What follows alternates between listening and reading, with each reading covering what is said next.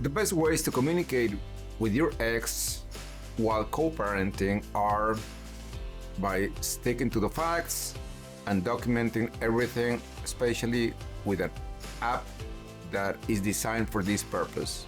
While the couple may have split and go on their own ways, if there are still children from that marriage, there will be many occasions in which they will have to communicate with each other. It is better to stick to the facts and just handle those communications with the best interest of the child in mind. The couple had their opportunity in the past to build a relationship, didn't work out, you can go on with your lives, but there's still the children involved, and that would be the main focus of co-parenting, just thinking of what's most convenient for the children, what's in their best interest, and of course, the parents fighting for things that are unrelated does not help the children. There are a number of apps that are designed to assist couples that have divorced and who have children that they're still raising. One of them, for example, is My Family Wizard. And the purpose of that is to document everything, all the communications, and it is recommended that all the communications should be routed through that app so that it is very easy to obtain evidence and copies that could be presented later to court.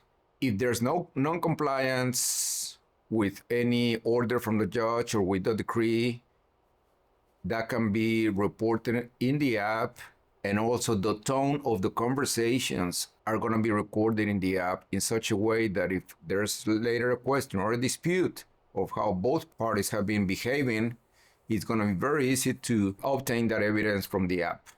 Also, it helps that both parties try to behave better when they know that everything they communicate through the app is being recorded and will be presented later in court. Some of the boundaries that parties should maintain while co-parenting is that they should expect and demand some respect for their private lives. It is true that there are still the children they need to care about, but other than that, any communication should be at a reasonable hour if it's normal communication. Of course, if there's something urgent, if there was an accident, if the child's health or life is in danger, of course, that would be a special circumstance. But other than that, any communication should be done in a respectful manner and at reasonable hours. Sometimes an ex refuses to cooperate with the orders in the divorce decree. The divorce decree will give certain rights and obligations to each parent. The rights are things that a person can do but are not required to do. For example, visitation. A parent who has the right to visit their children is not obligated to do it. They just have the right.